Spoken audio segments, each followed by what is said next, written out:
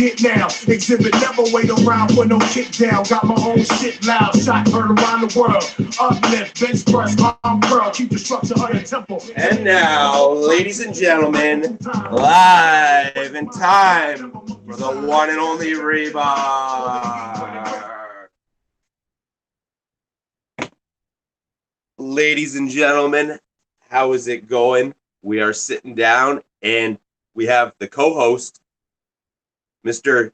J-Dub, Jonathan himself. And where are we located, Jonathan?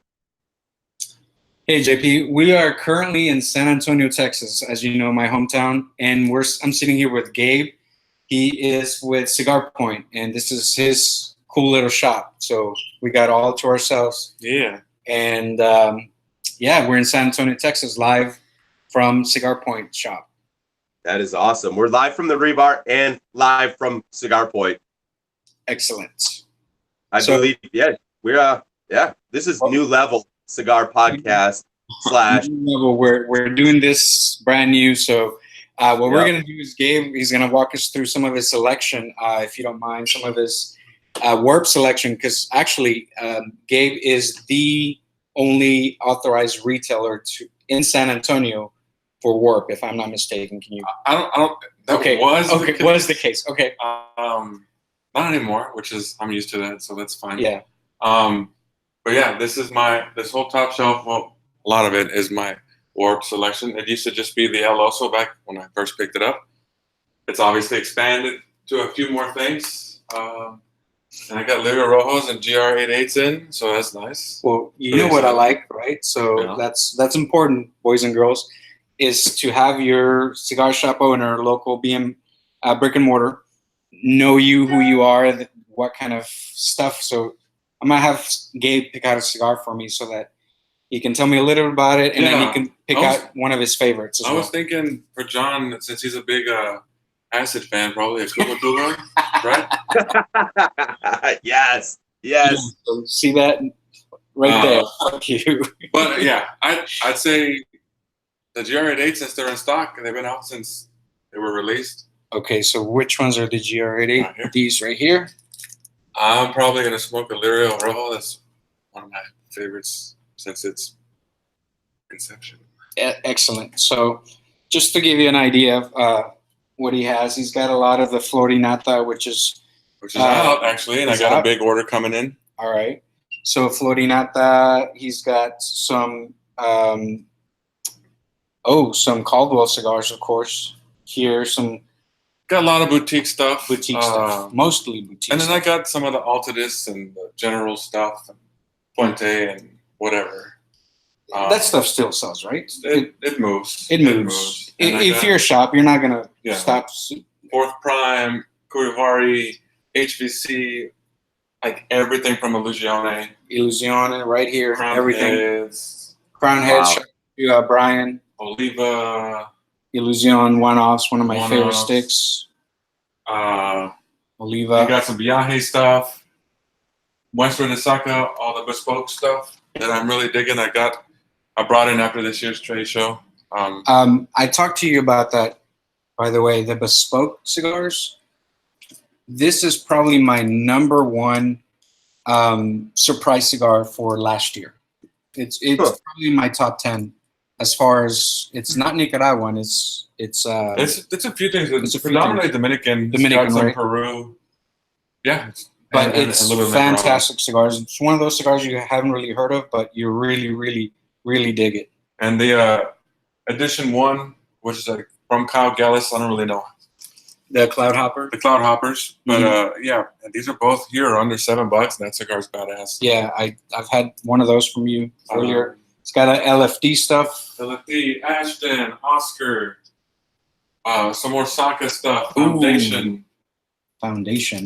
Again, one of the best cigars I've had in 2018 as well is the Foundation, the C438 or some 138 or something like that. The Connecticut. The Tabernacle? Oh, the Tabernacle. It was this one. Yeah, the Tabernacle. This one. Same color. Same color. Yeah. Tabernacle got all the Padron shit. On this side, this whole top row is dedicated to another favorite of mine, Tatuaje. I got La Verite 2013s, all the way down, everything. Basically, everything they make, I carry. It's all Tatuaje Including stuff. the SW, the A1, the RC series, the Monopole. Got some Dapper stuff. So as you know, Gabe, Cigar Point, he knows his shit regarding cigars. And of course, there's he keeps the Cuba Cubas over here. So I'm going to grab a bundle of this when the camera goes off. Yeah. So yeah, that's the Swisher Sweet stuff, I believe. Sweet, Tatiana.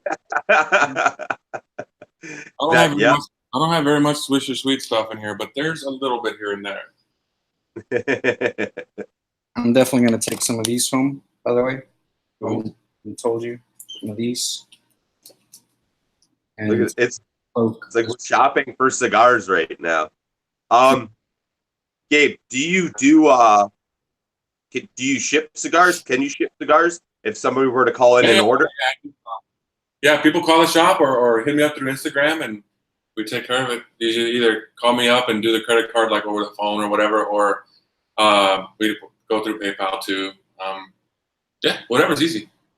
That's awesome, man. Yeah, I'm gonna have to keep that in mind. And at the end, I'm gonna want to post your info for if anybody, whoever listens to this wants to order stuff. You guys that's an insane selection, by the way. Yeah, and it's all boutique, right? And he's got a lot of, what do you want to say? Whatever. He's got a lot of tatuajes, and from what I understand, he was also the first to carry tatuajes in town. Is that correct? So before I opened up, there was like one shop. Well, this is fine. See, there was one shop in town that kind of had it, but it never had it. So I would go around. This was pre-2009. The shop opened up in 2009. One place had tatuaje every now and then, and I ended up trying it, and I fell in love. I'd go to other places around town and I'd ask for stuff like that, and it was Legione, amongst other things back then that were cool, and nobody really knew what I was talking about. So I was doing a lot of trading on, I think back then I was on BOTL or buying stuff from people. And I was finishing up culinary school, and then I just like, well, shit, I have some money. Why don't I kind of open up a shop and sell what I want to sell, have a little bit of everything. So that's kind of how that started. That's one thing I really appreciated about you is your honesty with cigars. It was never about pushing this cigar, pushing that cigar specifically because you had an ulterior motive or an agenda. But being a chef, he has got a fucking palate. I mean, and maybe turn it this way. One more like this. Because of the lights. The lights, yeah. Oh, yeah, that's true. This way. Sorry. We're just scooting down. Up and down. Now you get a good shot of the wall. That's it. You guys got a box wall. I got a little bit of a box wall. We got. Yeah. A little dark in here, but I guess it'll work, right? Yep. Oh yeah. Cool. He's made out. By the way, tonight. Is this your biggest sell of the day? Not the biggest sell of the day, but they don't pay for my 50-piece nuggets later, so yeah.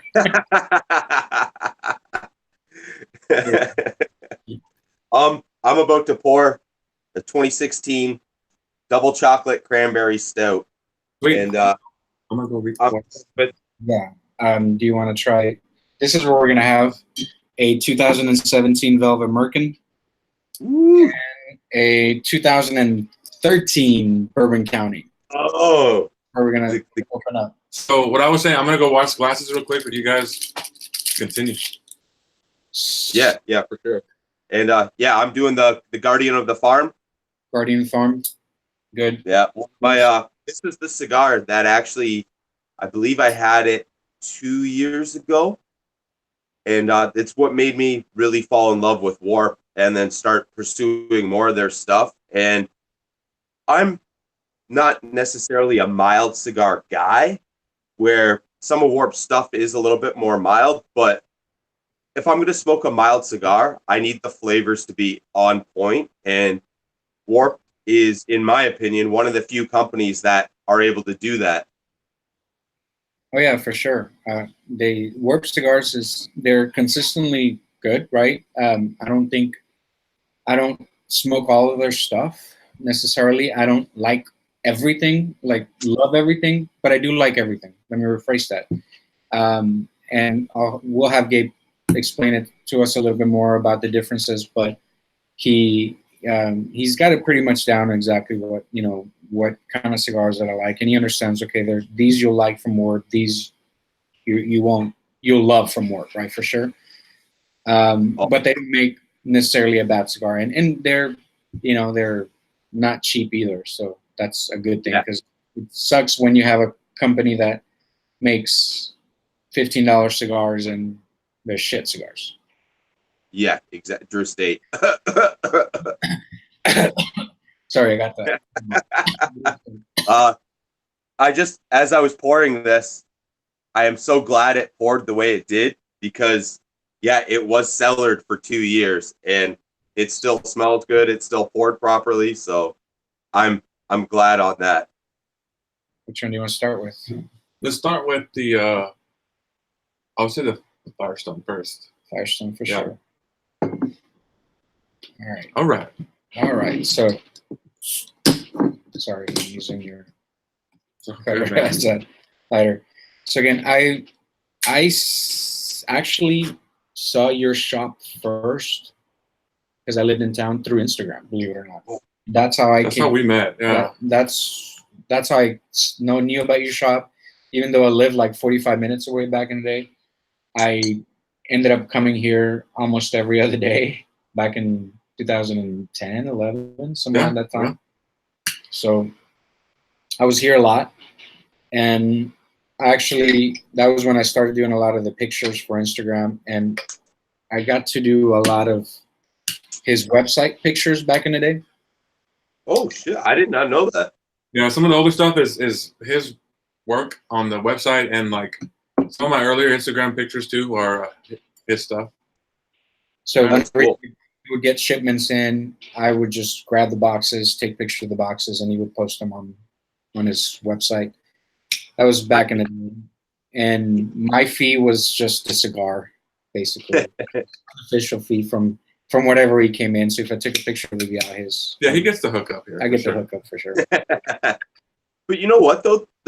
A good photograph of a cigar is important, because it's sort of what I did the spoof on today on my Instagram, right? You could take a shitty picture of a cigar and it's worthless, right? Yeah. The more appealing you can make that cigar, you can fucking sell it no problem. Like, it's like, look how, wow, that looks fucking awesome. That looks good. Like, you want to accent the good things on the cigar and not make it look like, just make it look like rolled up, newspaper. That's what one of my big things a couple years ago. So like my Instagram is basically like it's me and the shop. So like you get my personal bullshit, but you also get shop updates. And one thing I'm going to do is everybody takes pictures of cigars inside their humidor. So I kind of wanted to do something different. So if you look through my feed, my posts, a lot of my cigar pictures, when I'm not being lazy, are outside somewhere around the shop and with rocks or flowers or whatever. I just wanted to do something. I think they usually come out pretty good. Yeah. Yeah, for sure. And I mean, that's the thing. Nowadays, you have to break the mold of what's normal, and just there's so much just generic, here's my cigar, here's my, picture of this, like, or those sweet pictures of people with the bands upside down. I see those. Yeah. Too. Yeah. Oh yeah. And it's tiring seeing that. Hobby. Cheers, by the way. It's a cigar hobby, and guys, cheers, man. It's when it's more than that, like when it becomes about likes, fuck that, right? Mm-hmm. That's when I'm like, why are you gonna post a picture? Okay, fine, if you want to post a picture with your boobs in it, right? But let's be honest about it. Great cleavage, but cigar sucks. Or I can't even see the band. So it's not about cigars. About that. That's the thing. At that point, the cigar is not the focus at all. It's not. So why follow it? Like it, fine. I'm not saying it's going to be, I'm offended by it. No, but don't post it as a cigar community type of thing when it's really not. And then to top it off, they use every single cigar hashtag in the world just to try to get everybody on board with following it. It's just like, first off, tits. And it's about likes. That's what it is. And that's what annoys me most, that it's about likes. Because if you look at, you know, we talked about this one of the best cigar Photoshop guys that does the coffee splash or whatever. And it's nothing but coffee splash. Amazing work. But if you look at his feed, well, he's no longer on Instagram, but if you look at his feed back in the day, it was just regular stuff. And he had 100 followers. But as soon as he found out, oh, I can do this, and man, just like with girls with beer, girls with guns, girls with, it's not about the beer, it's not about the cigars, it's not about the guns, it's about the girl, right? And they're doing it for likes in itself. So, I mean, it's as well, but again, for me, keep it about the cigar. Yeah, I mean, it's obvious they have daddy issues. Oh yeah. And I mean, hey, if I was single, I have no problem with a girl with daddy issues, but I'm married, and there's certain things I want to see now, and I don't want to see a girl like what's a set of tits? If I go on Pornhub anytime I want. Yeah, like true. And I mean, you could even get those fleshlights that are fucking VR synced with with the Pornhub app, like that. You know what I mean? Yeah. I don't know if you know about that, but yeah, let's just keep it that way. I'll say this much: you're gonna want to watch what you touch when you come in the rebar. Oh, well, I already know I'm not touching your cutter. Okay, go ahead. Go ahead, man. Take it over. I got some good feedback today from G-Rock. He goes, "You tell J-Dub, I said, you're fucking cutter. You're fucking cutter." He goes, "What's the difference? You use his cutter. You don't use his cutter, but then you itch your balls, and then you ask him for his lighter, and then you use his lighter, and your fucking nuts are all over his lighter now." I don't scratch my balls without, like naked balls, I guess. I could. I don't do that in public. I'll do that over the clothes, right? So yeah. But G-Rock wouldn't mind touching my balls anyway, so what is he talking about? I mean, with G-Rock, there's no yes or no answer with him. If he wants it, he's getting it. Oh, yeah, totally. I'm like, yes, sir, yes, ma'am, whatever you want to call me. I'll just sit there. I'll like it. No way. There's no way I'm fighting back. Yeah, don't make me drink Hennessy. Oh, no, forget it. Mm-hmm. So, Gabe, are these from different factories, or, I mean, what are... No, this is Aganorsa tobacco. Aganorsa tobacco. Chapsa, I assume. Main thing I know about those cigars is they kick ass. They taste good. I'm not going to sit here and give you like 30 flavor notes that I can pick up, all this nuanced bullshit. It tastes good. Yes. Hey, this is fucking amazing right now, because we have a guy who owns a cigar shop telling us, I'm not going to give you fucking nuances on a cigar. I couldn't tell you anything about this cigar other than I like smoking it. Yeah. They all taste like leather and wood. Yeah. Leather and nuts. And you get the customer, and whatever. I mean, it's usually somebody who really doesn't know that much, which is cool, which is fine. But they want to know where it's from. They want to know who made it. They want to know the name of the person that rolled it. They want to know all the flavor profile. Is it harsh? Is it whatever? And all that stuff's fine. And they want to know the flavor notes. And then it's like, I don't know, man. I mean, I can give you 30 flavor notes if you want. And, eventually you're going to smoke it and be like, yeah, I taste pumpkin pie and Madagascar vanilla beans and whatever else you can pull out of your ass. Yeah. Either that or he's going to be pissed off. He's like, I didn't get any of these fucking flavors you fucking said. And it's just right. So like, all that stuff is it's all relative, man. Like even to me, even strength and body, like all that stuff's relative to you that day, to how long you've smoked or how much you've had or not had. And I always tell new people, like, look, like, at this point in my smoking career, I can generally tell you, like, yeah, I'm smoking something that's predominantly Nicaraguan or Dominican or whatever. And the newer people, like, it's going to taste like a cigar. I mean, you're going to like it or you're not going to like it. And it doesn't, like, where it comes from, all that shit really doesn't matter. especially at first, just smoke and try different things and enjoy it. Don't overthink or overanalyze anything. Yeah.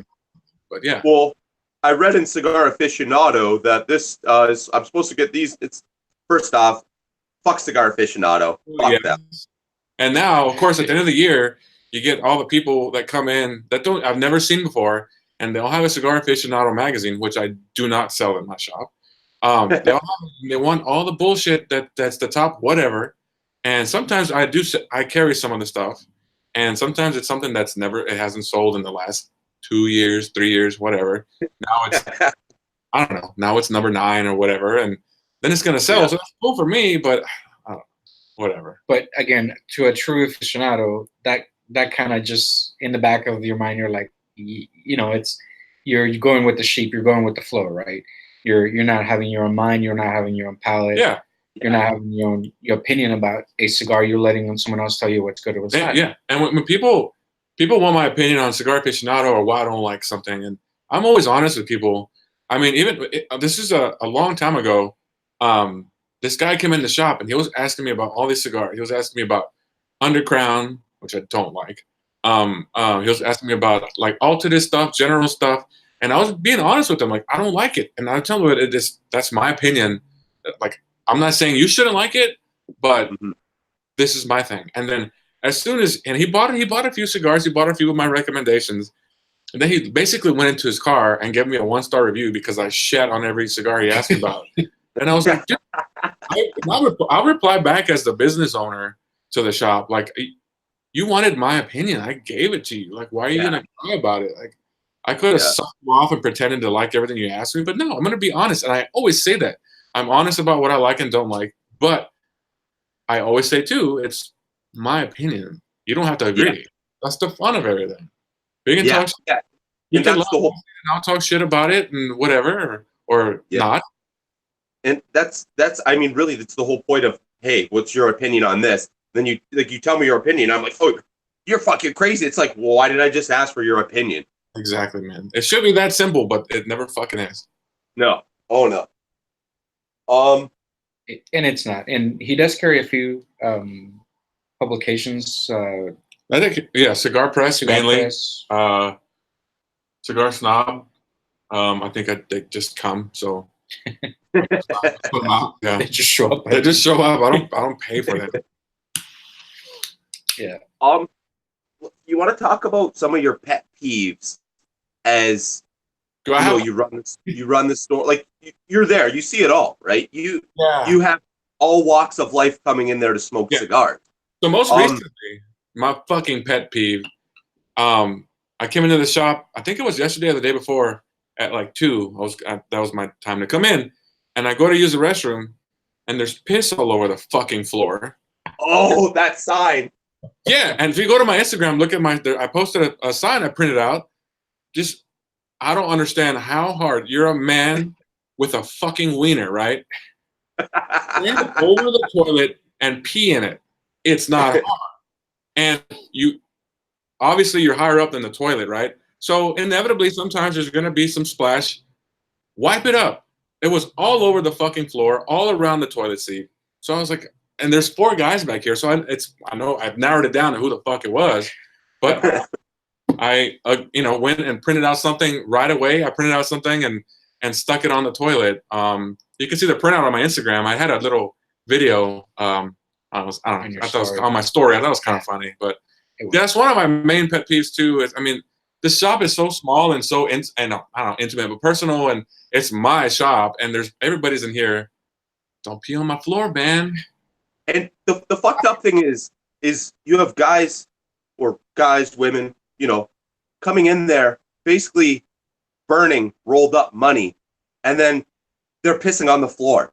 Yeah, it's like you're sophisticated enough to smoke a cigar, but then you're pissing on the floor like a fucking animal.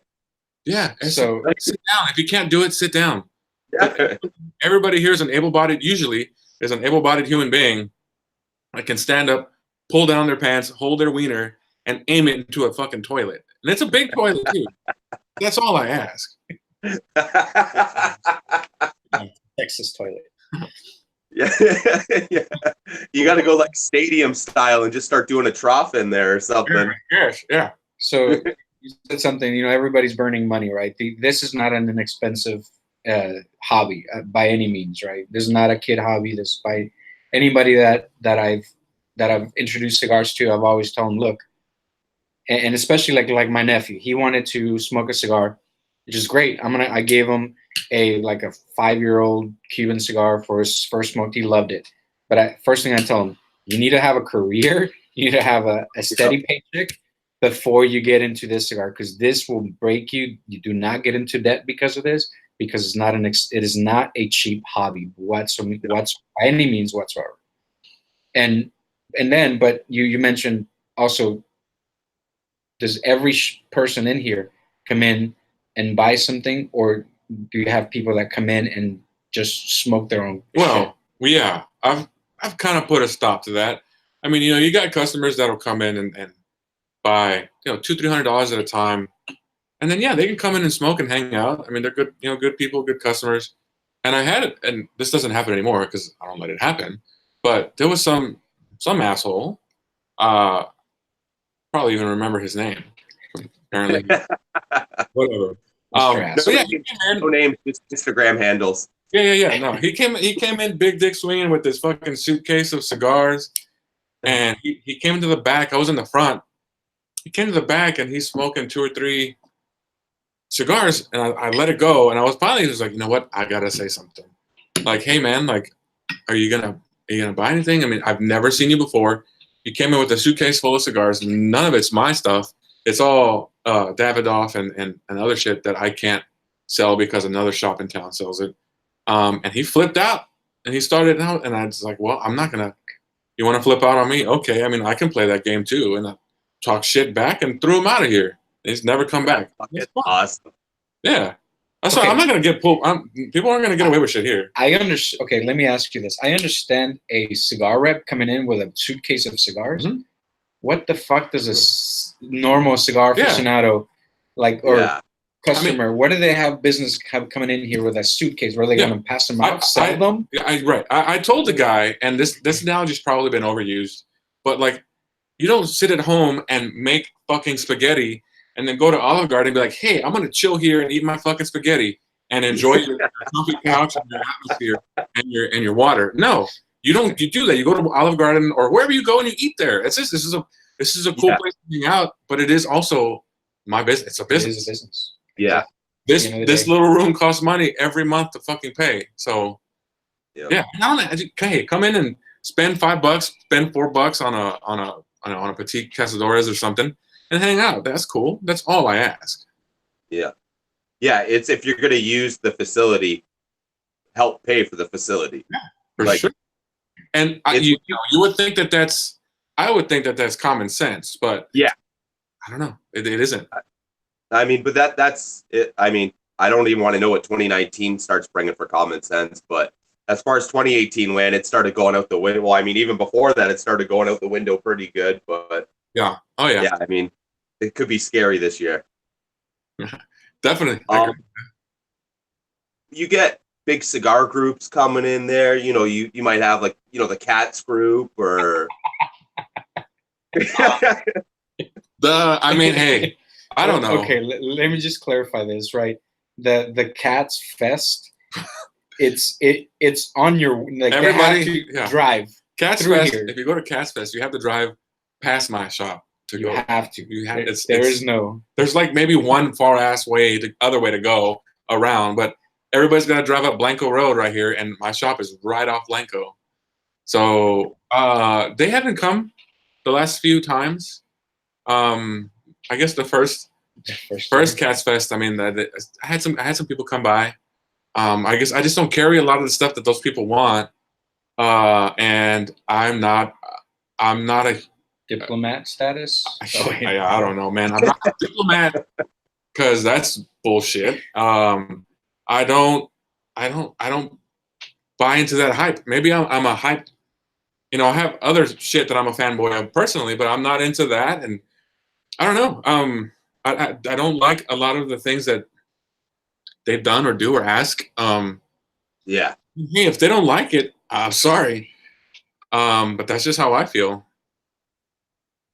Yeah, I mean, it's that's the thing though, and people have to understand that. Like, it's, I mean, well, I guess gonna say Are if you? it's sold everywhere, then I guess it's like a Swisher Sweet, and I guess well, Yeah, It is. and I don't. Yeah, I don't. I'm not a diplomat, so I'm not a. I don't sell any of the Liga Privada stuff. I never have. I forgot what the diplomat. It's like you got to have like 50 fucking facings of Drew Estate or something. It might be even more than that in order to carry. At least that's their new stipulation now, or at least that's what they tell me in my little 1,000 square foot shop. And I got to have those, and I have to prove that I'm actively selling, and then they'll allow me to buy the Liga Privada and whatever else Herrera stuff that's also, and I'm not gonna do it. so yeah, it's like a fucking cult they want to create. Like, yeah, get the fuck out of here with that shit. I'm not. And then, I mean, a lot of stuff that goes along with the diplomat stuff. I mean, we we bust their balls pretty good. A lot of those guys. And I mean, it's at a point now where it's not even stereotyping. A lot of the diplomat guys, they got 50-inch waist, wearing their cargo shorts, wearing their fucking goggles on their head, like Cargo shorts, man. That's my shit. it's just. I mentioned that last one episode, and they all look the same. But Yeah, dude, they're just like they look like fat JD back in like 2010. They all look like that. Like when they roll in, it's just like an army of like what looks like the year 1999 just running right at you. Like the Matrix. And they all show off their Liga Privada tats. Yeah, and they all wear these fucking lesbian boots. Like, like I don't know. I don't know what it is, but it's just they're like, you guys, you know what? You know what will make us different?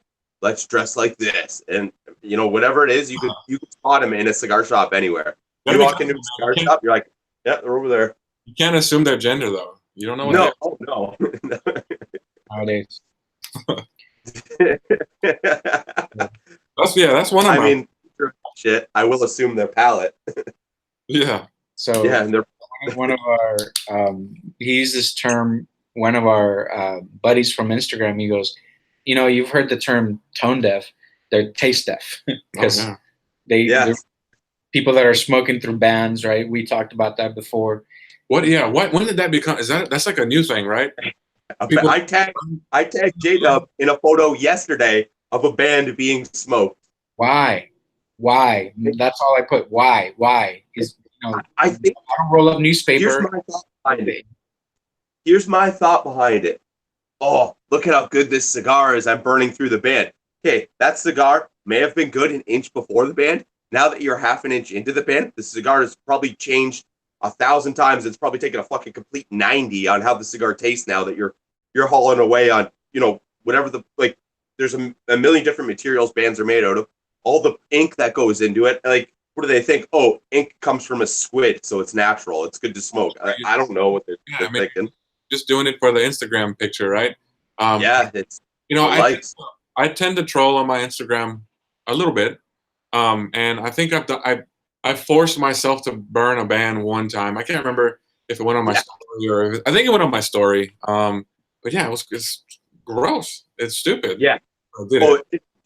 And it's not even if you might not taste it instantly if it first starts burning, but when you sit it down for a second and you're like, what the fuck? And then you look, you're like, oh shit, time to peel this band off. Like, especially if it's a double banded cigar, you know what I mean? You're taking up 2-3 inches sometimes on a cigar. And you look and you're like, oh shit, okay, paper sketch fire here, time to get this thing off. Like, you could smell it. And it doesn't smell good. If it doesn't smell good, it's definitely not gonna taste good. No, it's all for the gram, man. But one time, this is when I first opened up. Somebody bought a short story from Arturo Fuente, and I'm sure everybody knows what a short story. And they're probably like that big, right? And they got that kind of like that nipple taper at the where you light. Somebody came back here, and they were new, and they were playing the cool I Smoke Cubans, whatever. Okay, I don't care. That's fine. Came back here. He cut the cap. he inserts the nipple end of the cigar into his mouth and lights the cap with the Fuente band on. And I'm like, holy shit. So I'm like low key like recording him as he's doing this. And he smoked to the band and was like, damn, that was a good cigar. I mean, you know what, J-Dub? He goes, cheers, sir. This is a great cigar. Cheers. At a future episode, we're doing that. We're smoking a cigar backwards. It's got to be a short story. Smoke that like cigar, right? A cigar. Yeah, you. There's a reason for the cap, and they roll at the end different than the other one, but it's just a cigar. So yeah, I've seen cigars like the Italian cigars that they sell. You can cut them in half and smoke each half. It doesn't matter, but because there's no cap on them. The whatever you call those, I forgot what the name is, but so what the fuck? Toscano used to make them, I think.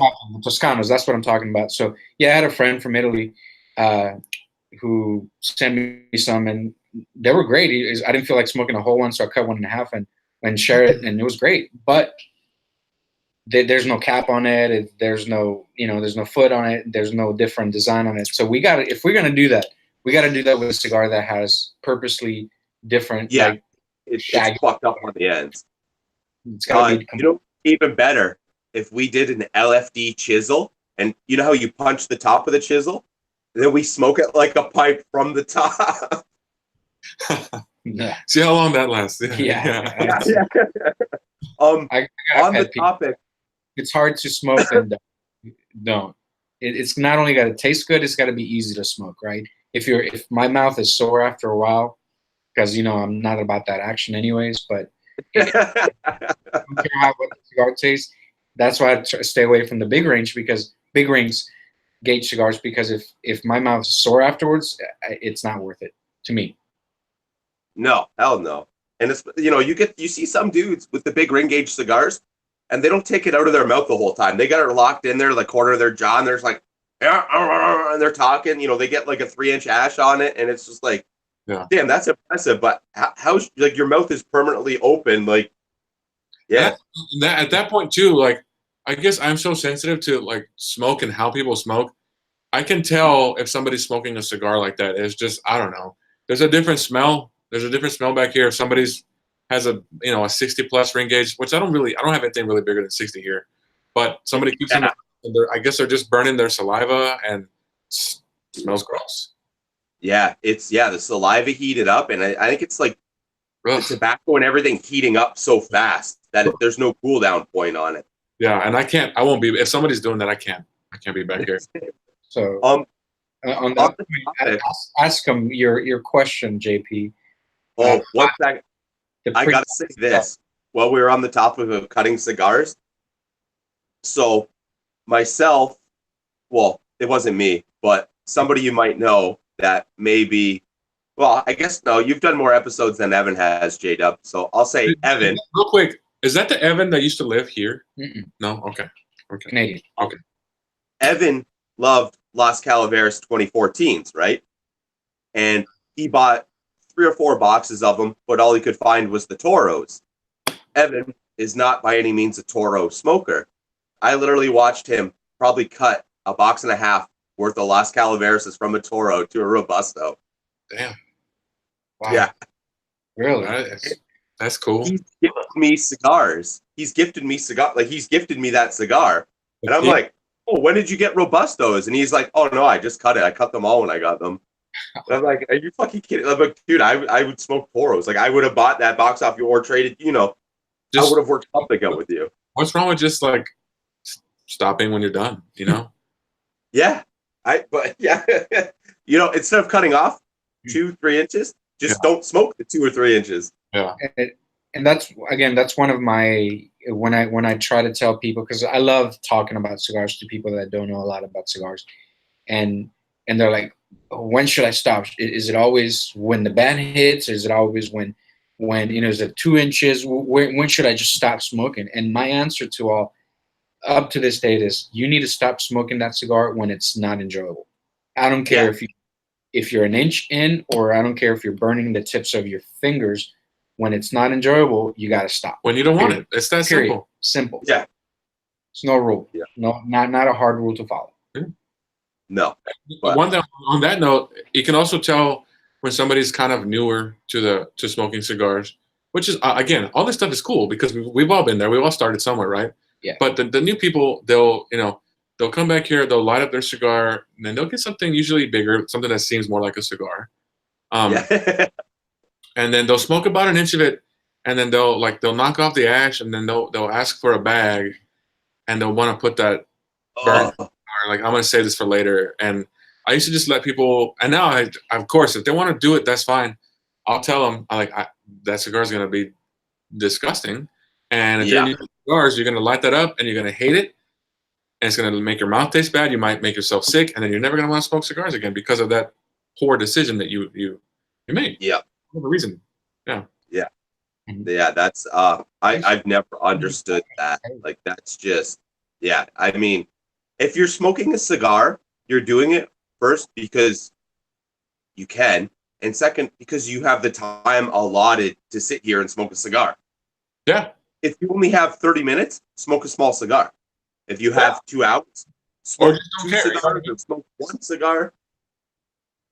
Yeah, and I do that a lot. I mean, of course, when I'm here smoking, I'm also working.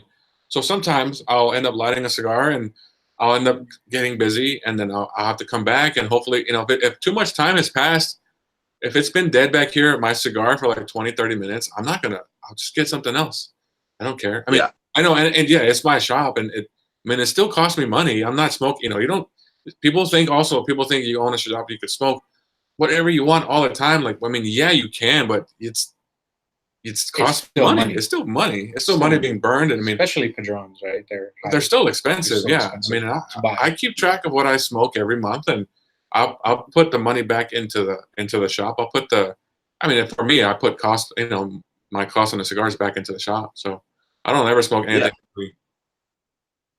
Not a free meal, son. So back to the Warp cigars, by the way. This is smoking amazing. It's again, the Warp cigars, they make cigars from other factories, is that correct? They work with Aganorsa, Casa Fernandez, and they also work with El Titan de Bronze out of Miami, Tampa. But so the La Colmena comes from there. The El Osos, which I haven't seen in a while, but those come from there too. Don Reynaldo, the Unico Especial when that came out, the Black Honey when that came out. So the Connecticut, basically, the leaf, because you're naming a lot of cigars that have that light. The La Colmena. La Colmena. And like I said, it's like some proprietary or some different, unique.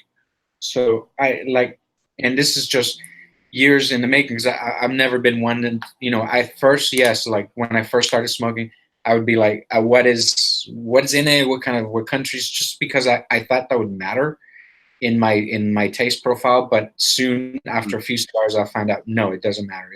You could have from the same area, the same type of Nicaraguan, Honduran, whatever, and you could have a bad cigar or a good cigar. So I stopped looking at all that shortly after I started smoking. But just recently, this late 2018, when Gabe and I were talking, and I was naming all the Warp cigars that I liked, and the other ones that I was like, they were just okay to me. He could put a slicing down the middle. It was all Titan de Bronze. It was all Titan de Bronze that I just didn't care for. Yeah. Not that they're bad cigars, but it's not his thing. It's just not my thing. I love La Colmena and all those. I think they're great. But yeah, that's why. So that to me was a huge revelation, because I never followed where they made, what factory they're coming from, but to the T, every cigar that I named that I like from Warp cigars, they came from the Arganosa. So Arganosa tobacco, yeah. Arganosa tobacco, which is great to me, and this is Arganosa tobacco. Yep. I believe that is actually the Guardian of the Farm as well. Yes, it is. But that's sold through that cigar. It's like a collaboration between Max and Kyle, and that is sold through. So I ordered that through Casa Fernandez. That doesn't come from Warp. Oh, but it's still. I mean, I put that with the Warp stuff, like in my shop. Every time I smoke this cigar, it reminds, like, I'm a big fan of all the Warp stuff in it. they all blend together into like, okay, yeah, I like this. I'm gonna like this. I'm gonna like that, and I also feel like there's something really unique. There's something unique about Aganorsa tobacco. I mean, to me, you can taste it in Viaje stuff. You can taste it in Warp stuff. You can taste it in HVC. You can taste it in Illusione. The El Lewense. You can taste it there. I taste it in the Wise Man Maduro. I think there's some Aganorsa in there.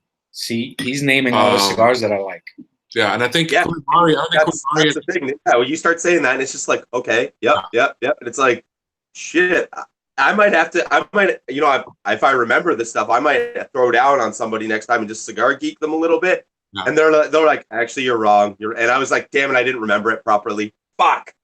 Yeah, I mean, for me, Aganorsa tobacco is hands down probably the best out there, in my opinion. Along with, so I'll throw Aganorsa, and for me personally, Tatuaje. I especially the brown label stuff, the Cajonu. Oh.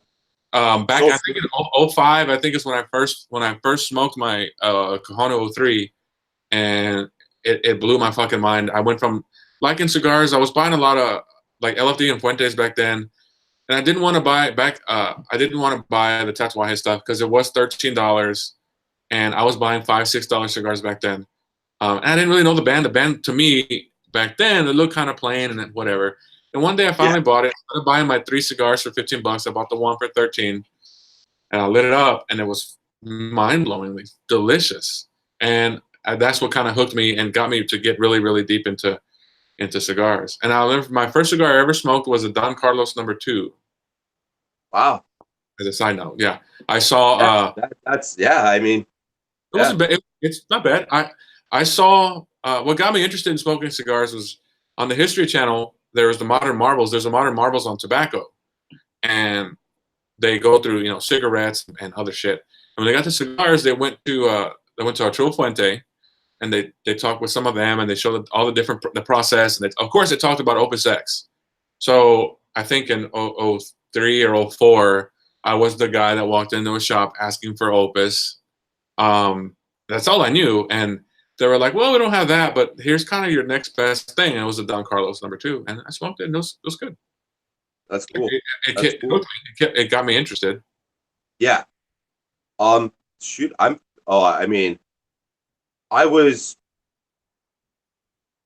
would drive by. We used to have these grocery stores in Canada back when our smoking laws were not like Nazi Germany. Yeah. And these grocery stores, there was one chain of grocery store would have a walk-in humidor in every one.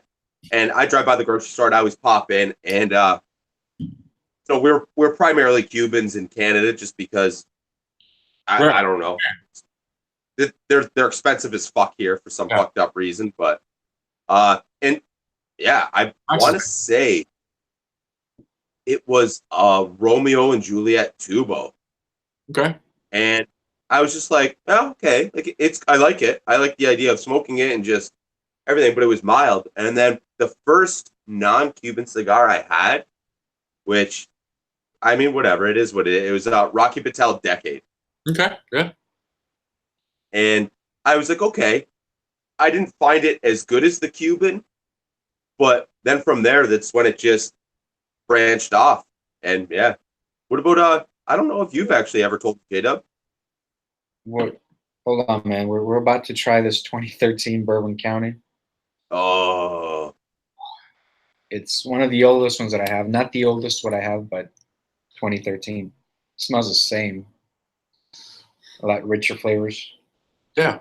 It's a little oxidized, which is, I guess you would expect that. Almost going on 6 years now. 6 years. Yeah. Notes of fruitcake.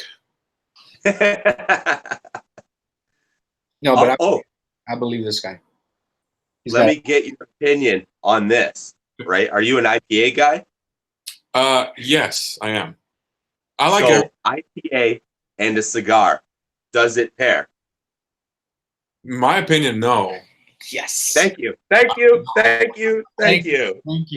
I've done, and I've done some pairings around town, and inevitably they want to do it. So I can, I'll do it and I'll make it as good as possible. But it doesn't work. I don't care what somebody thinks. it doesn't work.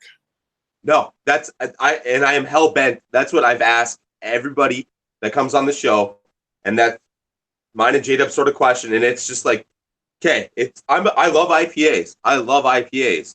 Yeah. I love cigars. IPAs and cigars, no, they do not go well. I drink them all the time while I'm smoking, but you're like, okay, this IPA is so good. Then you have a hit of the cigar, and you're like, oh, fuck. Wow. No, this isn't an opinion. This is a fact. That doesn't go together. Thank you. Yes. Mo, You're here, oh, folks. We didn't discuss this prior. This is my. No. This is raw.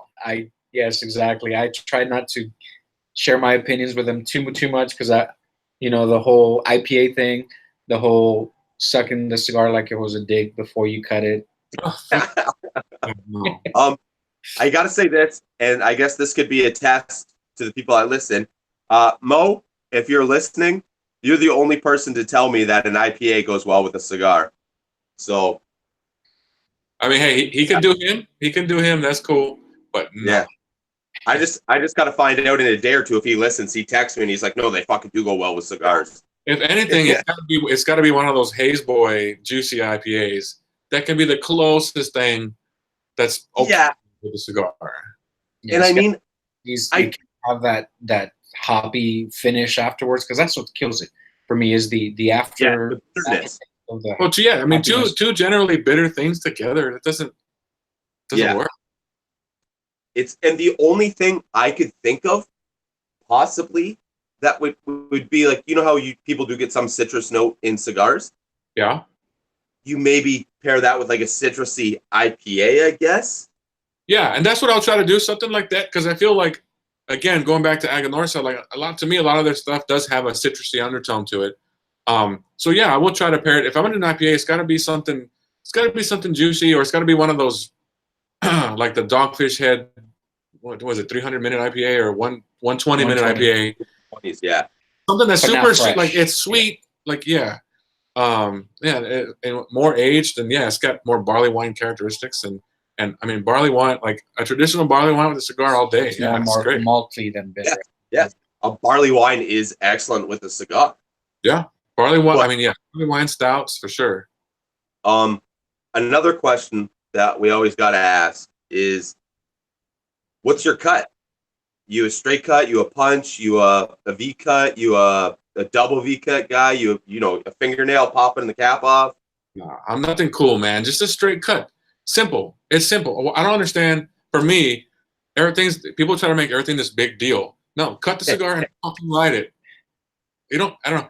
And toasting, okay, sometimes, but I'm even to me, it's the less flame on the cigar, the better. I mean, if you're going to sit here and hold it and hold it and hold it, to me, I think that's just burning it. Quick, light, and then fucking enjoy it. Yeah. Occasional V-cut. I don't punch. I hate punches. I hate when people want me to punch their cigars. Yeah. How often do you get asked that when they're like, "Oh, hey, can you cut my cigar?" Like they're asking you, like they have no idea how to cut the cigar. Yeah, I mean, it happens pretty readily, and that's fine. I don't. That's cool. I don't mind doing that. I have the shop cutter up front, and I always go for it's a Zycar. I always go for the straight cut, and unless they request a V or a punch, I'll do it. If it's the punch, I'll be like, "Would you prefer to do it?" Because I don't want to do it, but I'll do it. I mean, they did pay for the cigar, right? So let's say sort of level customer service. Yeah. Let's say you don't know me, and I walk into your shop, and I pick my cigar out of the humidor. I pay for it. I pull it out of the cellophane. Well, no, first I smell it in the cellophane, just so I can see what it smells like in the cellophane, and then I take it out of the cellophane. Pinching it too. It's like I got a story about that. Yeah. A couple of stories now. Hold your thought, because I'll forget. One time there's this guy, he's walking around and he's smelling all these cigars with the cellophane. And I was like, fine.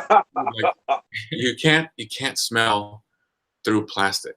And he was like, "Oh, well, I have a sophisticated wine palate. So I can get notes through the plastic." And I was like, "Okay, cool." Self-proclaimed song. Cool. With that being said, when he gets a bottle of wine and it's still got the cork in it, is he smelling the wine through the top of the cork? Yeah, you can get the nose through the cork and the fucking paper. I don't know. And another time, this is going to be hard. It might be hard to explain, but somebody was in the humidor, and it was a cigar not in cellophane. And he picks up the cigar, and he said, "Is the cigar supposed to do this?" And he smashes it. And I said, "Well, no, you're not supposed to smash a cigar." And he's like, "But it cracked." And I said, "Because you smashed it." Yeah, they're delicate. Like, they're very like, delicate. What the fuck are you doing? Like, you're gonna pay for that? Why did you just destroy the cigar for no reason? Yeah. That was just another random stupid thing that's happening. Maybe they saw an online video where people are rolling the cigars and they're very, humidified. They're malleable at that point. Too much. But that's different, right? That's yeah. I don't know. That was, and we talked about this is where people complain about their cigars exploding. Well, that's because they're fucking doing, they're smashing their cigar into the ashtray. Like, yeah. You go to ash it and you're just, you're wailing away on the thing like it's a fucking baseball. Not a cigarette. It's very, and I tell people when I try to educate them, you don't do that. You don't tap it like if it's an ash. You basically balance the ash on the ashtray and you break it off. That's it. That's as much. I mean, all I do is I hold it over the ashtray. I'll tap it. If it falls off, it falls off. If it doesn't, it doesn't. Keep going. Yeah. Generally, when the ash is ready to fall off, it'll fall on your crotch or it'll fall on the floor. Yeah, and no big deal there. No harm, no foul. Might burn a hole in your shirt or whatever, but doesn't bother me. Many a times. Yeah. Any other shop questions or? Okay, so yeah, I'm the customer in the shop. I've already smelt the cellophane. I bring it up. I pay for it. I pull it out of the cellophane. I put the cigar in my mouth. Just this is gonna be a good cigar. Can you cut this for me? Dude, that's fucking gross. I'll reluctantly give him the shop cutter, but like, I don't use it, so fuck here. Use the damn. I'm not holding your wet saliva. Fucking no. You're gonna bowl that to your customers. Yeah, let the other customers have it. I'm not. But I will. Like I'll go and I'll rinse it off under hot water because then you got this you got the saliva shit on the cutter and it's all brown and wet. It's gross. My cigars, I take care of my humidor is always on point with the humidity. I mean, at the lowest it'll ever be is 65, and at the highest it'll ever be is like 72. It's always perfect all year. As far as more cigar related question goes, and I mean I'll even questions about your shop, right? So I come in, group of guys coming to visit, and this could sort of be like a pet peeves thing too. Can you drink there? Like, can you bring your own stuff in? Yeah, you could come in here and BYOB. Just be cool about it. Don't get trashed. Don't make an ass out of yourself. And I mean that's something I've seen in a cigar shop before, where I don't smoke in shops that often. Yeah. I will the odd time, and I'll sit there and I'll have a couple beers. You know what I mean? Just chill, relax. But then it always seems you run into this one group of people at a cigar shop where it's like 4 or 5 of them, and they're basically just passing around a bottle, doing shots out of it, getting hammered, smoking, and it's like, why the fuck do you guys need to act like idiots here? Yeah, it's happened a couple of times. A couple of times when it has happened, the guys spent a lot of money. So hey, inevitably, if you're gonna drop $500, $600, $700, I'll be a little bit more generous. I'll let you slam a 12-pack of Coors Light with your boys if you want to. I'm not gonna partake in it, but okay. Especially Saturdays. Saturdays are for the boys. Yeah. Saturdays are still for the boys, I believe. By the way, that hashtag so misleading. It's oh yeah. I've never looked. So if you go Saturdays are for the boys, it's a lot of naked men, shirtless men. Very misleading. I'm gonna tell you that. On another note, there's another sign I have up by the register that says all tobacco sales are final. Show the camera your cigar. Okay. One time somebody bought a cigar, let's say a Toro. All right, so just keep that in mind. And I remember the guy. He came in on a Tuesday. He came in maybe 10 days later with that cigar smoked like that. in a Ziploc, and he came in and he was like, I didn't like this cigar. I want my money back. And I was like, first off, take that cigar out of here. It fucking reeks. Go throw that away, and you're not getting your money back. It's like if you lit it up, if it cracked, if it was plugged or whatever, yeah, I'll take care of you. Be cool about it, and I'll be cool too.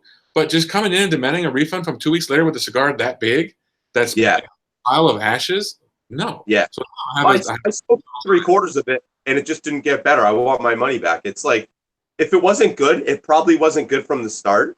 Yeah. And it's not even the fact that it wasn't good. It's just not meant for you. Right. So every time somebody smokes a cigar that's not good for them, I need my money back if the cigar's not good. No, the cigar's not. It's not your fucking palate, that cigar. That's all that it is. And there's no promises. Like I said, there's a million cigars out here.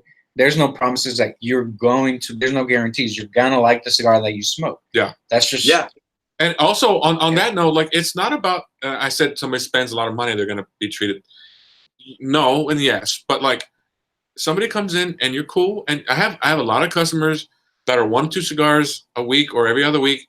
And I take care of them and I hook them up and I'm cool. They're cool and they're cool people. They're young. I was there one time. They ask questions and they're into the same stuff that I do, or whether it be cigars or wine or beer or whatever other bullshit I'm into. And yeah, it's not about that money you spend. I mean, I take care of everybody. If you're cool, it's not hard. Just I feel like, and I've been told, whether it be my online presence, whether it be on Instagram or Facebook, maybe even in real life, I can come off as like an asshole.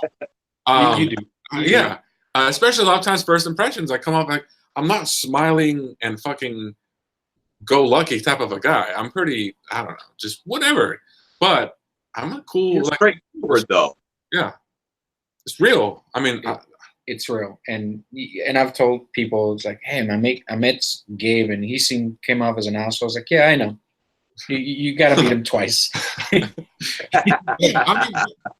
mean, not always. It's. I tend to, and I'm not saying I'm right with the way I am, but the way you come into the shop and the way you are, I'm gonna match that. If you come in, exactly, kind of a douche, okay, and expecting, he's gonna wait in, hand and foot. Yeah, and then one time I came in and this guy came in and he bought 10 cigars. That's $100, right? And he was like, "Can I get a discount?" I bought a lot of stuff, and I was like, "No, you didn't." Like, you asked for a discount? No. Immediately, you didn't even buy a box worth of cigars. No. I know, but there are times, like, there's this dude that came in yesterday.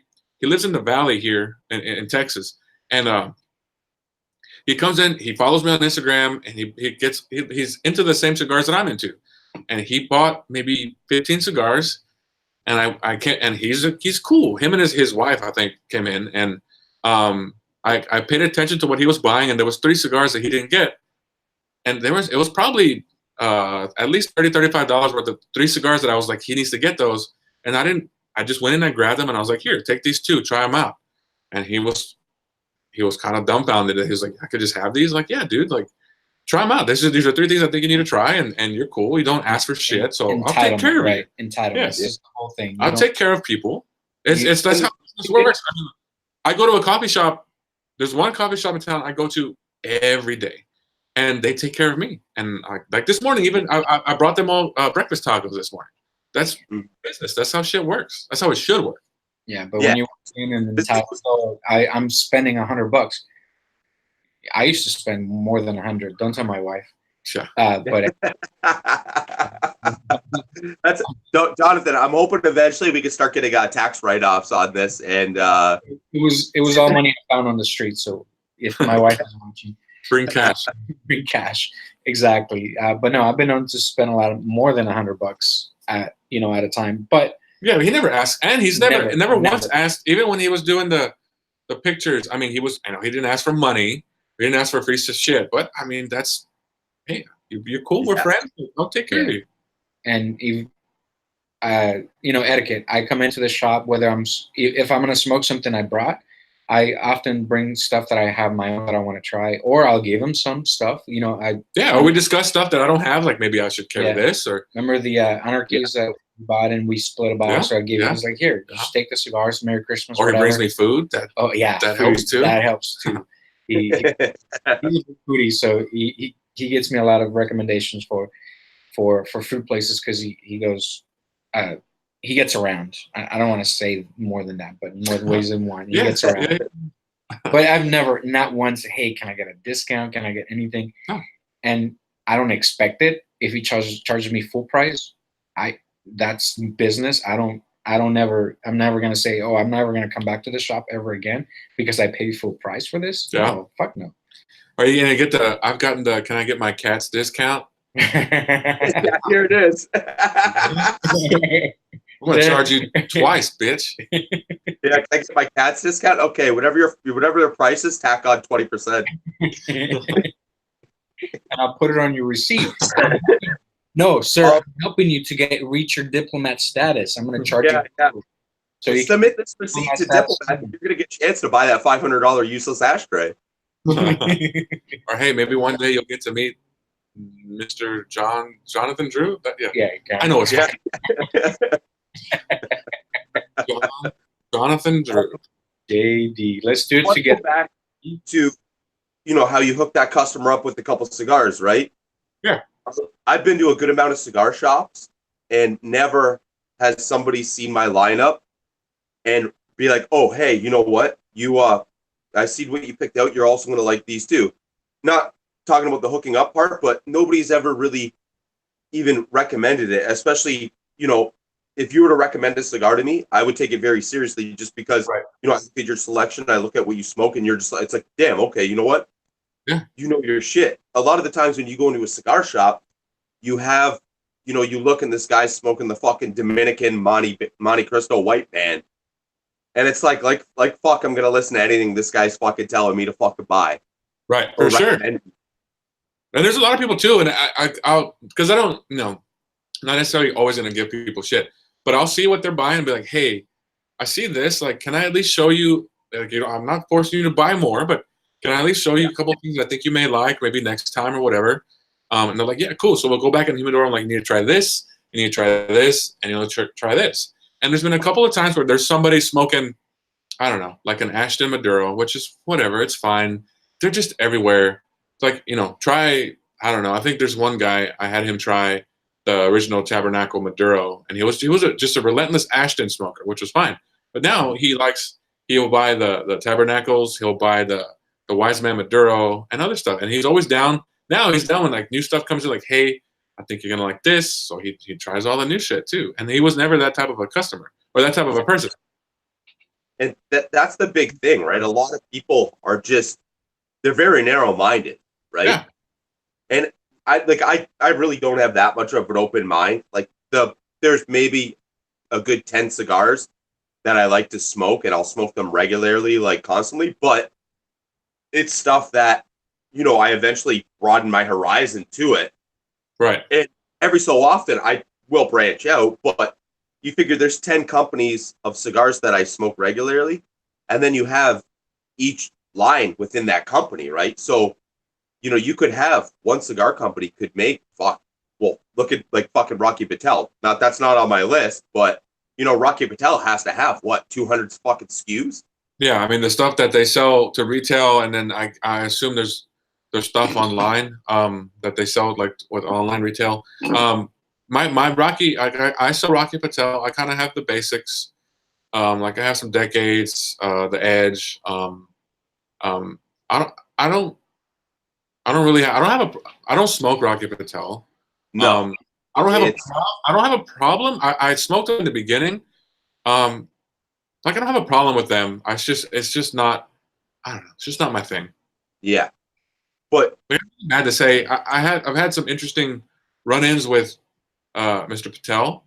Other than that, whatever.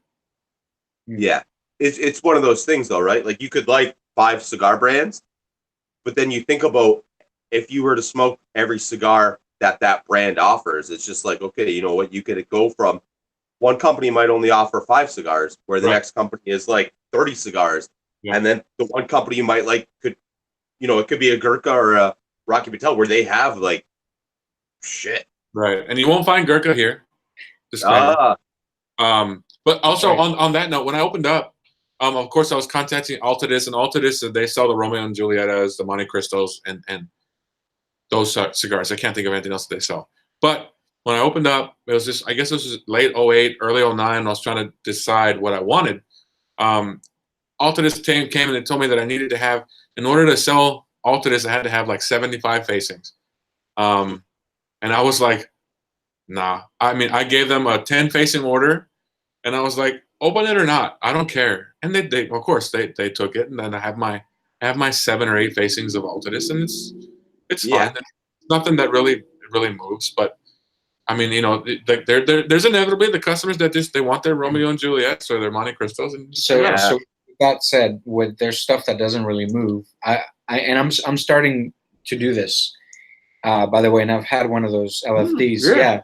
So I come into the shop and I say, Gabe, hey, give me cigars that haven't moved. I don't care what the fuck. I don't care if they're General. I don't care if they're fucking Rocky Patellas, Gurkha, whatever. Give me and I got a bunch of cigars that have been sitting in this shelf for maybe maybe like 5, 8 no, years. Dude, maybe longer. Like there's a couple things maybe that's been here for like 8 years. So I smoked one that was an LFD that really didn't move. I posted with us. Yeah. Cello. Yeah. It was a great cigar at that point. Good. It was really good. It was good. It was good. I smoked one 5 years ago and it was great. Oh man. And then I'm gonna try. That's when I'm those old ass Sancho Panzas. Sancho Panzas, the non-Cuban ones. Oh, I remember those for years at my local B&M. The cellophane on it is like stuck together to the cigar, so I might have to cut them open. Those have definitely been here since I opened in August of 09. They're like the red band. It's like the. Well, I got the brown and the red. There's the Maduro and then the red. Yeah, those have been here. I'm looking forward to those. I don't know how they've been. They've been sitting there for 10 years, but they've been taken care of. They're aged. They're aged, right? Yeah, they're aged. Hey, and I mean, worst case scenario, you get yellow cellophane out of it, so it's gonna look cool for a photo. You look cool for Instagram. Not yellow, bro. They're brown. They're basically black. Black at that point. Damn. Where at that point you just smoke through them because they're so integrated into the leaf that you just got to smoke through the. That's when it's just light up the cellophane, man. Yeah, that's exactly. Maybe at that point, you got to invite that wine guy back to smell the yellow cello. Fuck smoking bands, smoke cellophane. Yeah. That's how gangster I am. That's exactly how Don't be a pussy, smoke the cellophane. One time, there's the Rocky Patels, I think it's the Decades, where they have the paper. It's like up on it's like the whole bottom under the band is like the paper. Yeah. One of the Rocky Patels. One time a guy came back here and it is the Decade. You're right. Yes, he lit it up with the paper on it. And I was like, hey, dude, what are you you're lying the paper? And he was like, oh, but I heard you're supposed to do that. It's made out of tobacco. And I was like, it's not even burning right. No. And he was like, I'm going to do it. I was like, hey, you bought it. You do what you want to do. But I let him know. That's cool. I mean, that's all you can really do is, you could educate, but I mean, people are going to do what they want to do, right? Whether and there's a fine line too between like trying to tell somebody like what you really shouldn't do, but then they're going to get offended or they're going to think you're talking, talking down to them or talking shit or like, I'm trying to save you that, like with the whole saving your cigar, just don't do it. I did it. Yeah. I'm gonna lie. That's, you're thinking, okay, cool. I'm going to put it in a bag and save it for later, right? $5 worth of it. I feel like, hey, I'll save them that gross experience like I had it. Just don't do it. Yeah, it's not a cheap habit, and people do some stuff to save money, I guess. Yeah, and also like with the cigars and like people come in all the time and they're like, yeah, I want a cigar. I don't want to spend a lot of. I know. I want a good price cigar, and I'm always like, well, what's a good price to you? And they're like, well, you tell me. Yeah. Well, good. Honestly, good price is relative. Not everybody. Because half the time somebody will be like, I don't want to spend that much, but I want a kind of a cheap cigar. Like, well, cool. What's a comfortable price range per cigar? And they're like, I don't know, 15 to 20. Well, then okay, because to most people that's not going to be a cheap cigar. and I'll tell them. I mean, if they want to know what cheap cigar is, I mean, I'll give them my price range. But that's what. Don't come in to just tell me like I don't know anything about cigars, but I don't know, man, $10, $12 or $8. I want to spend $5. Okay, I can find you something in almost any price point that I can recommend. Now, once you, if you want to, if you want to buy factory throwouts at $1.66 a stick, that's on you. Is it good? I'm gonna say no. Do I smoke them? Hell no. But that's me. That's not what to me. Buying a bundle of factory throwouts is not what cigar smoking is supposed to be. That bundle, it's 20 cigars at $1.66, comes out to like 30-something bucks. I would rather smoke one cigar, $30 cigar, versus 20 of those. It's about the experience. It's about the experience, and you're not just smoking to smoke. On the subject of the factory throwouts, so I was talking to you, J-Dub, on my way to the cigar shop in the USA that day, right? So I finally make my way, get into the cigar shop, and here I'm walking around. They let me do what I want in the humidor, pick out all my own cigars and shit. And there's this gentleman at the front counter. I want to return these cigars, and so I glance over my shoulder a little bit, and it's a bundle of these factory fucking throwouts that it's like 25 in a bundle, and it's literally like $20 for this bundle, and they're like fucking Churchill size. And he's like, I want to return these, blah blah blah blah blah. They don't smoke good, they don't this, they don't that, blah blah blah, going off. And I'm like, did I not give them away? I'm sorry, but what do you expect from something that's called throw out that you're gonna throw out? And he goes, the lady at the counter, she doesn't know a lot, but she knows enough. She knows when I come in there, she recognizes me. She's like, oh, hey, we got this in from the company, this company that you like, or this. Like, she sort of knows some stuff, but and she goes, well, how are you keeping them? And he goes, well, I just leave them in my truck. There's your problem. Yeah. There's your second problem. And they ended up giving him his money back, whatever. But as soon as he left, they looked at me and I just started laughing. And I'm just like, I heard the whole thing and I'm like, I was so close to opening my fucking mouth on this guy. And I was just like, no, because. Oh, customers should. I encourage it. Say something. You don't have to be rude about it. Just be real. And if you look on the factory throwouts, if you look at the bottom of the cellophane or the bottom of the bundle, it says something like these cigars are not 100% tobacco or something. There's some disclaimer on the bottom of it. Yeah. And as soon as I saw what he was bitching about, I looked and I was like, fuck, this fucking bundles. It's on an Indian reserve too. So there's no tax here. It's literally $20. $20 is $20. That's it. Damn. And it's like, dude, you smoked 4 of these and you're like, you smoked 4 cigars and you're crying to get $20 back. Yeah. Like that day I went to my buddy's house and I ended up smoking 4 cigars worth, I mean, at that point, I'd probably pull down a $20 bill in my wallet and just be like, here, dude. Yeah. Like I would have, you know what? I should have paid him $40 if he left and smoked the rest of that fucking bundle. So here's a question, Gabe. So, and I'm sure you get this a lot. Anniversaries, fucking wedding anniversaries, birthdays, and also Babies, Valentine's Day, right? Valentine's Day. Girls, women come in. I want to buy a cigar for my boyfriend, significant other, or whatever. Yeah. And they ask for a recommendation. What do you do? What is your SOP at that point? So my thing, there's usually a couple of questions I'll ask, like, what's your budget? How many do you need? Yeah. There's no budget. I recommend what I like, and I'm not going to go to the $30 Padrones. I go to stuff I like. If they say, I need 10, I want to stay. There's something wrong with the $30. Right. There's nothing wrong there, but that's just not where I go to recommend. I recommend my personal favorites, which tend to be $9 to $13, and you $14. want them to come back too. Yeah. And those are bang box cigars. Right. Yeah. And there's sometimes like, you know what? I need $5, $7, $8. I'm like, okay, cool. I definitely can work with that. And there's sometimes that there's somebody that like really doesn't know, and they're being really cool. Like, you know what? I'll be like, you want to spend $8 a cigar, and you want 10 of them or 5, whatever, cool. These like this Leo Rojo is $10. You know what? I'll sell you 10 of these at $8. Mm-hmm.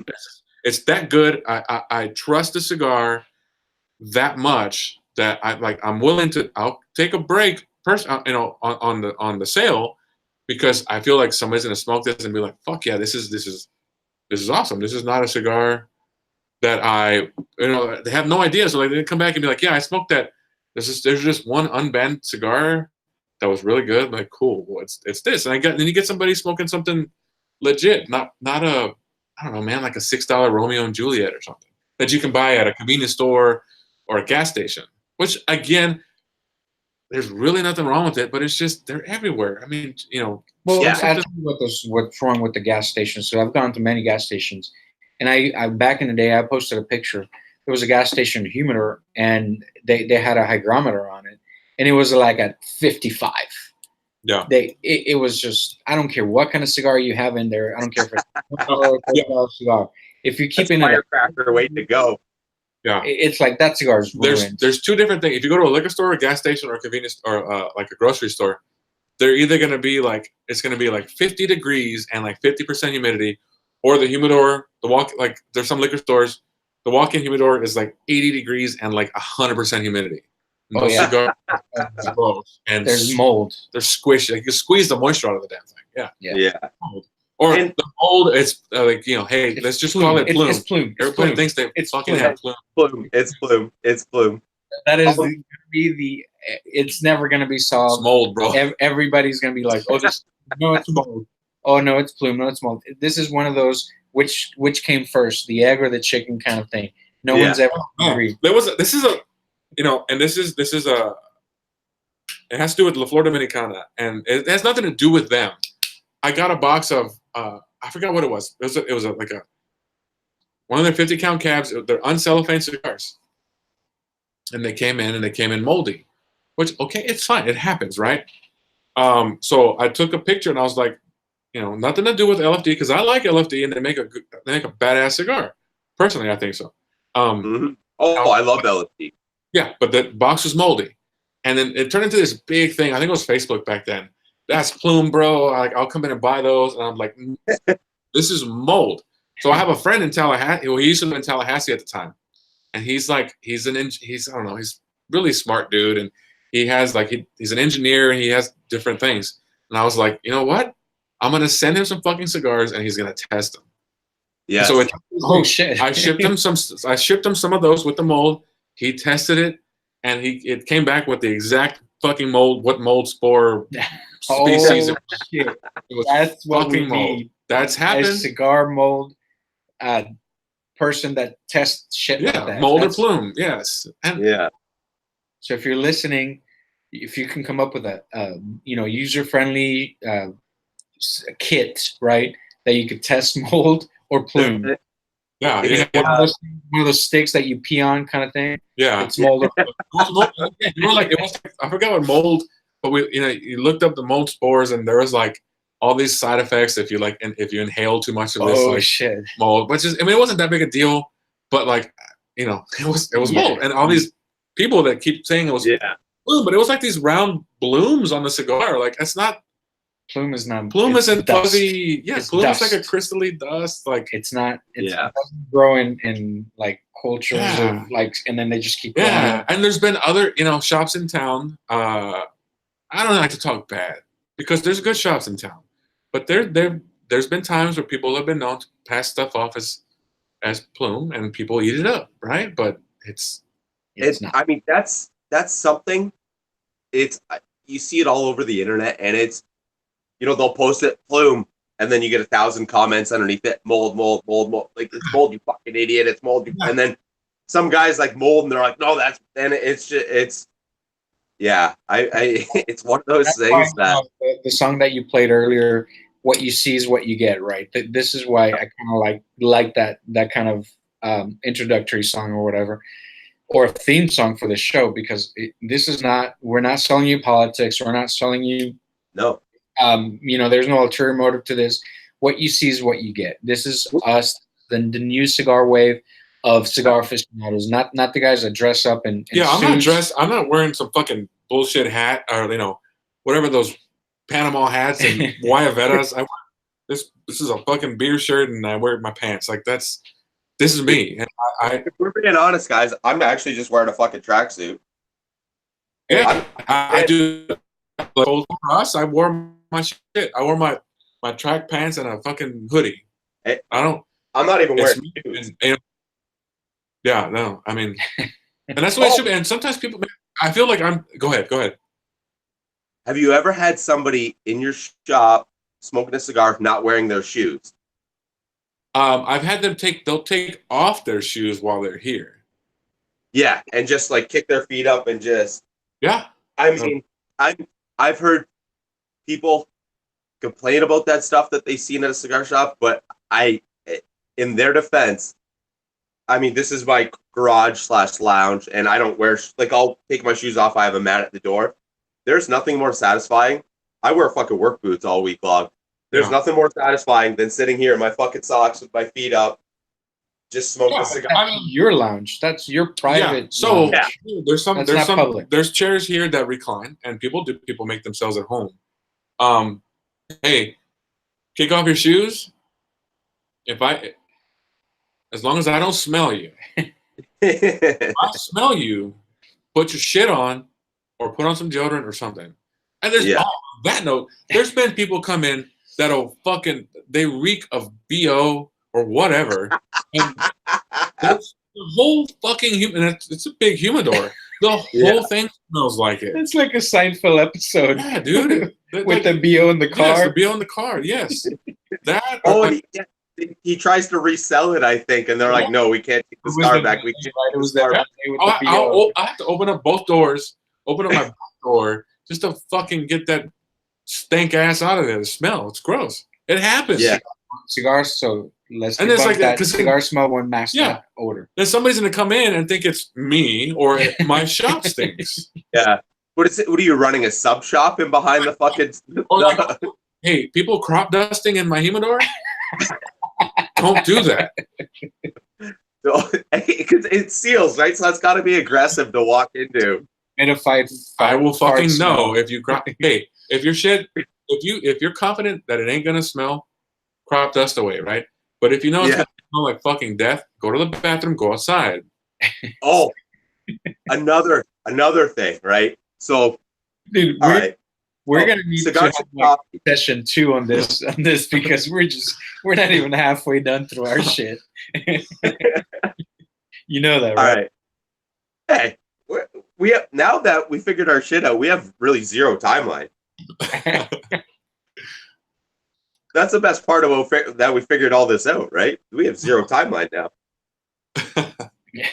Definitely gonna need the second episode with more beer and more cigars for sure. This is all right. It's. I might even break down the 2009. 2009. I don't know. I might have 2009 or 2010. Yeah. Were you gonna say something? So, all right. Someone rolls in there with a coffee. You know, they're smoking their first cigar of the day. You know what happens? Cigar and a coffee meets early in the morning. You know, has anybody destroyed the toilet and left it a fucking mess? Yes, it's been rare. My toilet is industrial as fuck, so it flushes everything down. But there has been one time, this was a long time ago. There was maybe 5 people back here smoking, and I walked in. I wasn't back here. I walked in to use the restroom, and the water and fucking toilet paper is up to the fucking rim of the toilet. Like, nah, fuck this. I walked out and I was like, hey, one of you assholes clogged the toilet, decided to come out here and chill. Fix this shit right now. One of you took a shit and ruined my toilet. Fix it. Yeah. I got plungers and I got an auger. I don't care. Stick your fucking fist in there and fix it. Because I won't let people leave. You're gonna fix this. And it happened one time. It's happened one time. And I mean, it's inevitable, right? It's gonna happen. There's plungers, there's everything. Fix it, man. Yeah. I mean, but yeah, it's one of those things where it's like, and I feel it's I don't know if it's necessarily a dying thing, but there's a lot less etiquette now when people go out places. And it's not everybody, but there's a handful of people that just, well, it's not my problem. It's not my problem. Yeah. Well, it is a fucking problem. Right. Sorry, we're watching the Cowboys game. Yeah. So it's a wild card game, right? Yeah. So I may be an asshole at times. Whatever. I believe in respect, common courtesy, common sense, etiquette, and toilet karma. toilet karma. Yeah. I've never heard that before. Toilet karma, dude. It's a fucking thing. What the fuck is Dude, toilet karma? Real. If you fuck up somebody's toilet, something's gonna happen. It's gonna happen to your shit. Toilet karma, man. Clean it. If you make a mess, clean it. Fix it. Something's gonna happen to you. Then. Toilet karma. Toilet karma, man. I want to see that's a hashtag. It's not. We're gonna start using that. Hashtag toilet karma. I mean, do you want to get wrapping this up? We can get wrapping up. We don't have to. Wrapping this up, maybe set up a second time. I would say. Yeah, I mean, if you want me back, I'm down to talk. For sure.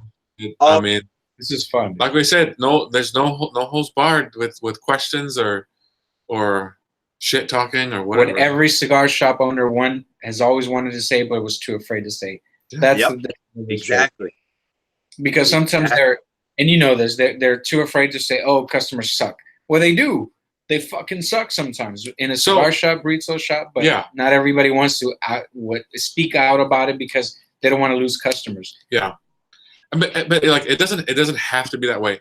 But there's this one episode. I love like Seinfeld and Larry David and Curb Your Enthusiasm. Great shows. Yeah, I can't remember what's happening, but there's one point where Larry David's on a rant.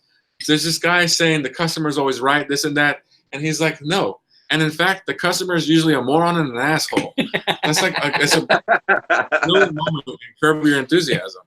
I mean, you just don't have to be that way. It's like when I go into wine shops or with beer, like I know some stuff, but I don't know everything. But there's just a certain way to come in and talk or even when I walked into cigar shops, like I ask questions, just be respectful and cool. Yeah.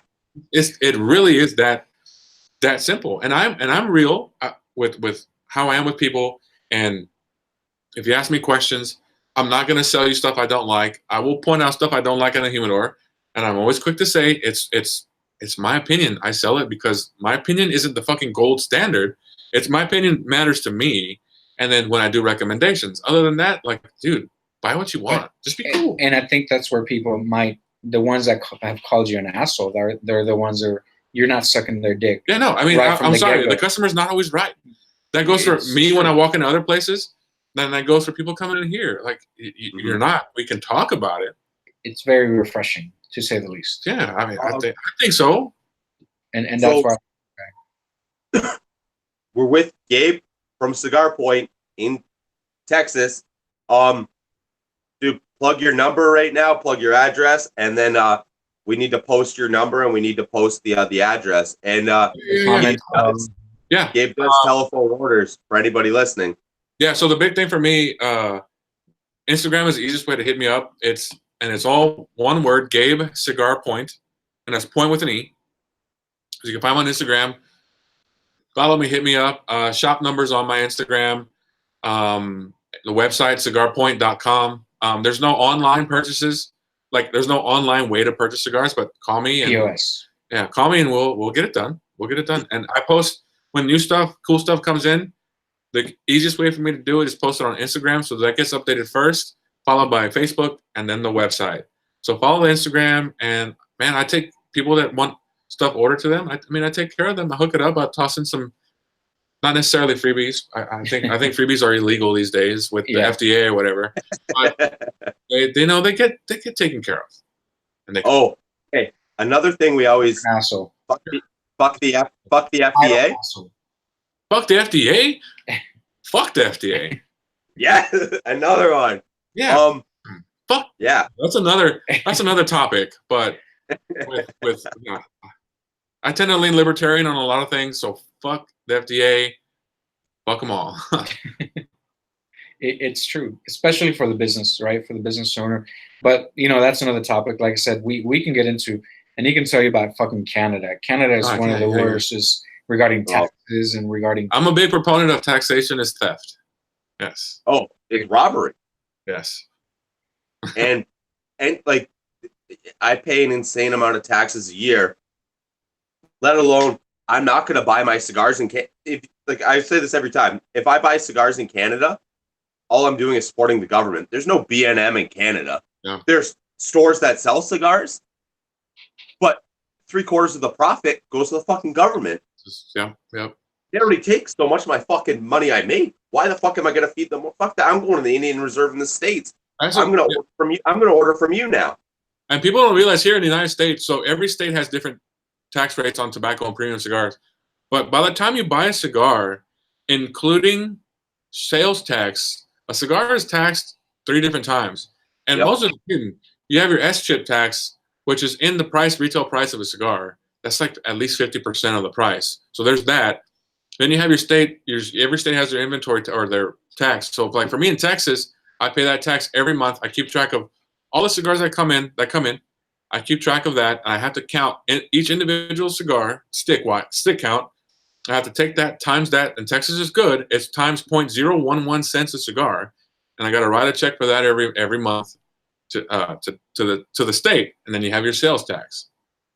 And then on top of that, there's this other bullshit tax. Pay taxes on stuff you don't even sell, right? Yeah, then you have to pay. I have to pay taxes at the beginning of the year at like my final year inventory. That's why at the end of the year, it's like this balance of running out of cigars but keeping stock for Christmas and New Year's, because I have this inventory tax that I have to pay on my inventory. Then I have to calculate how much all this, like these stupid chairs, this is worth whatever. All these chairs and tables, TVs, how much all this bullshit is worth, and I have to pay taxes on that. And so you know what? That's why you support your local B&M. Right. So next time you bitch about how the price of a cigar, if it's good, it's worth it. And trust me, it's not that the shop is trying to rob you blind. It's the fucking FDA. Yeah, and there's some tax. My shop is 100% MSRP to what the factory says. Not everybody does that. Some people over MSRP. I don't ever do that. It's 100% MSRP. Even if sometimes in some cases I might pay cost $5 on a cigar. The MSRP is like $6. Okay, I mean that's what I sell it for.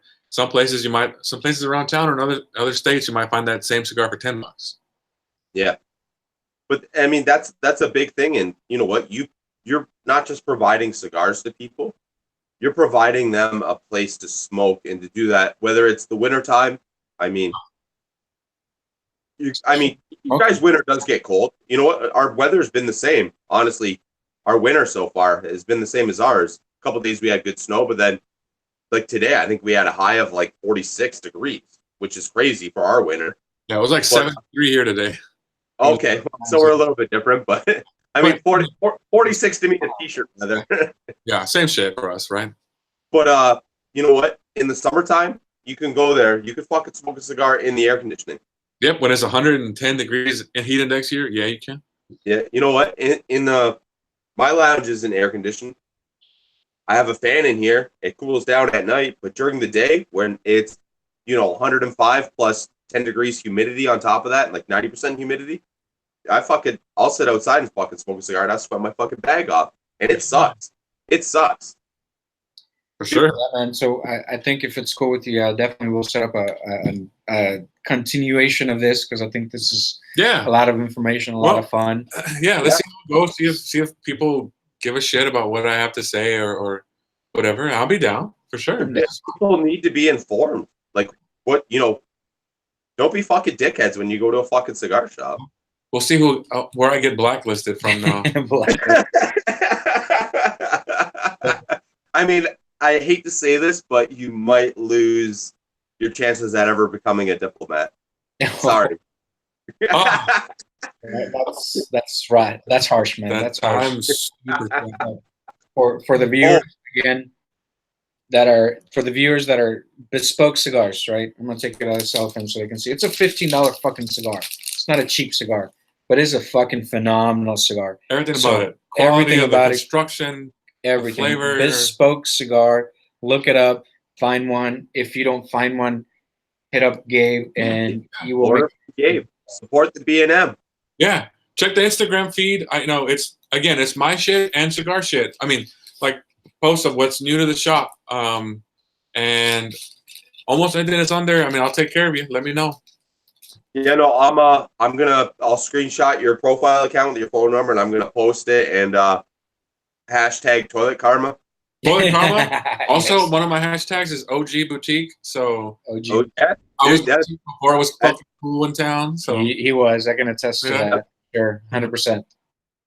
dude. But yeah, dude, I thank you very much for your time. thanks, dude. And J-Dub, thank you for everything that you do for the show and our show. It's our show now. It's our show. It's fun until it's not. When it stops being fun, Hey, fuck you. yeah, it's, me. I mean, it's not my co-host that fucking never shows up. I mean, when is talking shit not fun, right? I mean, we're smoking cigars, we're drinking, we're talking shit. Talking shit, And- gossip, whatever you call it. I don't care. It's fun. One thing Yeah. I will have to do is get tased or tase somebody. That's how. Evan, this is where you come in, Evan. You need to get tased. No. Next time he comes and we need to do it on a live episode, I'm not even gonna tell him. I'm just gonna fucking prod him. Yeah, we'll do that. We'll do some shots of Fireball or something. Oh, Yes. For every time I tase Evan, you guys got to do a shot. I'm down. I'm down. Fireball shot. But, dude, thank you for your time, Gabe. It's you know what, people need to listen to this shit. Whether you're a customer, you're an owner, you guys need to be informed. You guys got to fucking pay attention, smarten your shit up, or keep doing what you're doing because it works, whatever.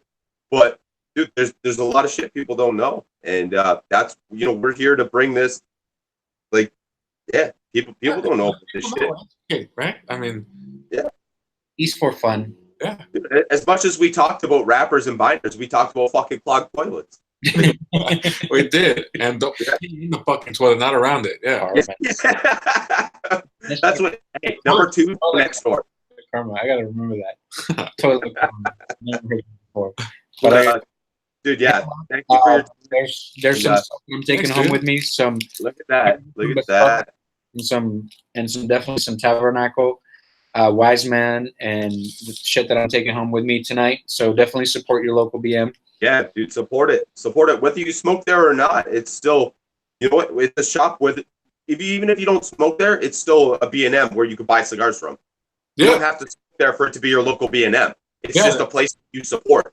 And this is this August will be my 10-year anniversary here. So Dude, that's huge. You know what? I maybe your 10-year anniversary, maybe it's of course August has got to be a fucking brutally heated time in Texas. Yeah, it is August. Okay, maybe I'll fucking try to make my way down to Texas and Oh yeah. yeah. Oh yeah, I'll take you hiking at 110 degrees. Oh shit, no. That's Red I gotta lose some pounds first before I can fucking survive that. But we're gonna start a new group, the Diplomat Hiking Beards. That's what we'll do. yeah. All right, now we need to shout out like a beard oil, or we need some sort of beard oil sponsor now or something. I don't use. I'm anti beard oil. You use balm or you just nothing? From the Drew Estate cigars. Yeah. It's what Drew Estate cigars smoking. Plumes of smoke. I just essence it into here. My beard is still looking good since I rubbed that T52 on it last. And so also with that beard, we walk into the shop with that beard, I'm triggered. Like he's gonna be either really cool or he's a big Drew Estate guy. He's got a calf tattoo or something. Oh, the dirty cat. As soon as I come in, I'm gonna have to kick off my lesbian boots. You should get a bunch of temporary tattoos, a bunch of Drew Estate, dirty cat, cats for life, deal on it. Yeah, definitely. Yeah. All right, man. We're signing off. Yeah, man. Thank you guys very much. Cheers. You guys have a great night. Hey, you too, man. Bro.